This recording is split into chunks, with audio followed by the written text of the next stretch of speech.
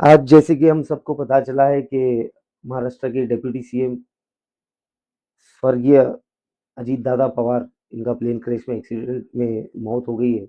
इस स्वर्गीय word use करने के लिए मेरी ज़बान लड़खड़ा रही है अजीत दादा के नाम के आगे, लेकिन ये ऊपर वाले की मर्ज़ी है, अल्लाह की मर्ज़ी है। बस मेरे पास कोई शब्द नहीं है ये चीज़ को बयान करने के लिए। जब हम लोग सुबह उठे, जब ये खबर मिली तो ऐसे लग रहा था ये एक भयानक सपना है।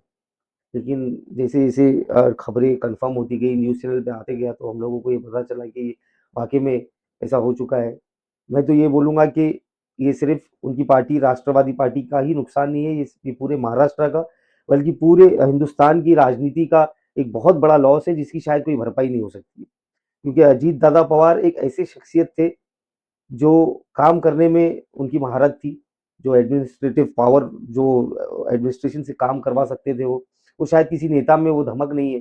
सुबह 6 बजे से वो फील्ड पर रहते थे और रात को काफ़ी लेट तक काम करते थे। तो ये बहुत बड़ा नुकसान है महाराष्ट्र की पॉलिटिक्स के लिए। मैं एक वाक़या मुझे याद आ रहा है कि मैं भी मेरे राजकीय जीवन में 2-3 मर्तबा दादा से मिलने का सौभाग्य प्राप्त हुआ था। तो उसी दौरान कुछ प्रोग्राम के दौरान हम लोग, मैं, अजीत दादा और काफ़ी सारे लोग थे, खाना खाने बैठे थे हम लोग। तो हमारे साथ एक उनकी पार्टी के एक बहुत बड़े नेता भी बैठे हुए थे। मैं उनका नाम नहीं बोलना चाहूँगा। तब जब हम खाना खा रहे थे, तब उस नेता का शायद पेट भर गया होगा, तो उन्होंने खाने को बचाया था।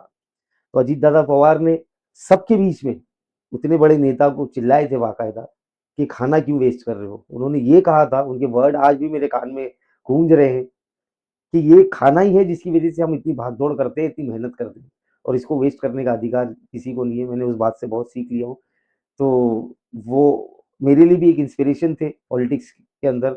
मैं भी चाहता था कि मैं अगर जीत जाऊँ तो मैं उनको बात करता हुआ देखूँ, उनसे कुछ सीखूँ। उनकी जो शैली थी, जो बेझिझक बात वो करते थे, होने वाले काम को ही हाँ बोलते थे और नहीं होने वाले काम को डायरेक्ट विदिन अ सेकंड मना करते थे। तो ऐसे नेता की भरपाई नहीं हो सकती। मैं ऊपर वाले से बस यही प्रार्थना करता हूँ कि अल्लाह पाक उनके घरवालों को सब्र दे, और मैं मेरी तरफ से अजीत दादा पवार को श्रद्धांजलि अर्पित करता हूँ, और ये बहुत बड़ा नुकसान है, इसकी कोई भरपाई नहीं हो सकती।